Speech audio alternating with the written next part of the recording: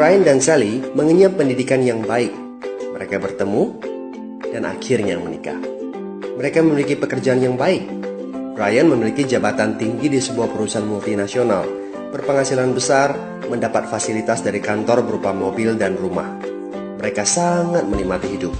Sering nongkrong bersama di coffee shop sepulang kantor, nonton di bioskop, mampu membeli baju dan tas yang matching, dan pergi berlibur sesekali.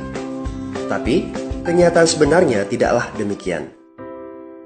Utang kartu kredit mereka terus menumpuk tak berujung. Setiap akhir bulan merasa kehabisan uang. Mereka memiliki barang-barang bagus, tetapi tabungan masa depan kacau balau. Brian dengan mudah membeli ini, tapi bukan ini. Tabungan 100 juta pun rasanya masih jauh sekali. Sudah kerja lebih dari 10 tahun, tapi belum sanggup membeli rumah sendiri.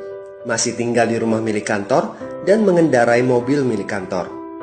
Tanpa disadari, keluarga ini menggali lubang kemiskinan. Keuangan mereka hanya cukup untuk membiayai kehidupan keluarga saat ini. Mereka harus terus bekerja untuk menghasilkan uang. Pertanyaan yang paling ditakutkan adalah bagaimana jika mereka sudah tua, kemampuan bekerja sudah menurun, atau salah satu anggota keluarga terdiagnosa penyakit serius yang membutuhkan biaya yang sangat besar. Apakah kehidupan Brian dan Sally mencerminkan kehidupan Anda? Apakah saat ini Anda memiliki penghasilan, tetapi sebelum akhir bulan sudah merasa kehabisan uang? Memiliki hutang berkepanjangan yang tidak ada habisnya? Memiliki barang-barang bagus, tetapi khawatir karena tidak punya tabungan? Memiliki hidup yang berkecukupan, tetapi khawatir tidak mampu menyekolahkan anak-anak dengan baik?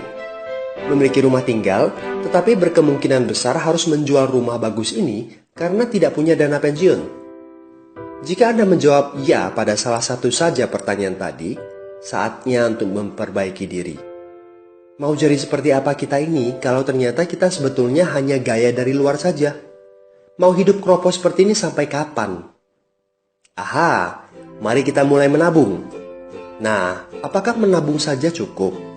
Berapa banyak yang bisa Anda sisihkan untuk ditabung setiap bulan? Mari kita ambil contoh.